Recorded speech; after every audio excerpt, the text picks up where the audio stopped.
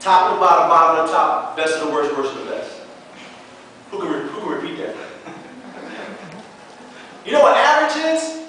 Top of the bottom, bottom of the top, best of the worst, worst of the best. Who can break that down for me? Top of the bottom, right? If you're average, what's top of the bottom? If the bottom starts here, right? Where are you? You're at the top of the bottom, right? You're right here, right? What's the bottom of the top? If this is the top, you're at the bottom of the top. Where you at? You're right here. If you're the best of the worst, what's that mean? Out of all the worst people in class, you're the best of them, so you're just average.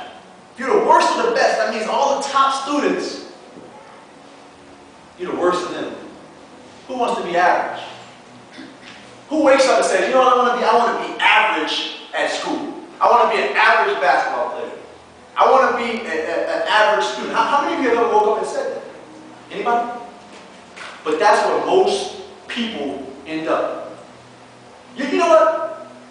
You know what, Adrian? You're better off being terrible than being average. Average is the word. You're better off just being really bad, because you know what? When you're average, that means you have a little bit of potential. If you're just dumb and you just can't learn, that's one thing. But when you're average, that means, well, you kind of can do. You can do something, but you just don't want to get to the top. Okay? So I'm not going to say that word anymore because I hate it. But just remember, I will be very impressed if one of you can repeat that to me when we finish today. What is average? Top of the bottom, bottom of the top, best of the worst, worst of the best. I like it. I like it. And when you say it fast to people, that blows them away. Top of the bottom, bottom of the top, best of the worst, worst of the best. They're like, what? You know? Remember that. Okay? Second thing I want to talk to you guys about is, and you may think I'm a little crazy when I say it. You all have to learn how to become a professional failure. What is that? Yeah, this guy's crazy. He got to be on drugs or something. You all have to learn how to become a professional failure. What does that mean? You're going to fail more times in life than you succeed. That's just the way it is. I've tried so many different things, different businesses. I thought I was going to play in the NBA for 10 years and become a multi-millionaire.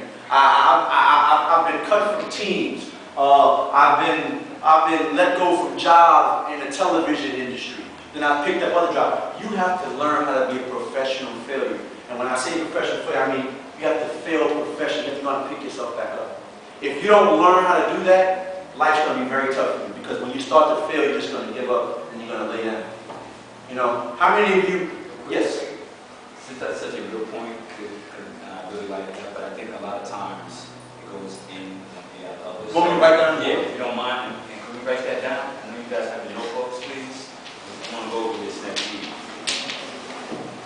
Almost spelled that. Paper and pen. Professional Paper and pen. failure. Professional. You got to be a professional failure.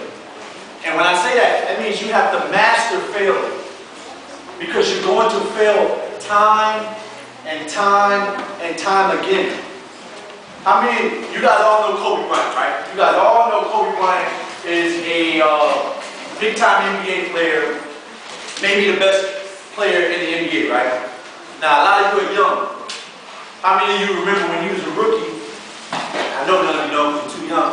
When he was in the NBA playoffs and he shot 3 air balls in the playoff game and they lost the game. How many of you remember that? You can go on YouTube, go home, put Kobe Bryant air balls, and you'll find it. He shoots 3 air balls and they lose the game, and he was a rookie, and everybody was talking about how he stunk and how this rookie was crazy taking these shots. How many of you know Michael Jordan got cut from his varsity basketball team when he was a little bit older than you? How many of you know that? One of the best players that ever played. You have to learn how to be a professional failure. You're going to fail more times than you succeed. Anybody play baseball in here? What's a good batting average in baseball?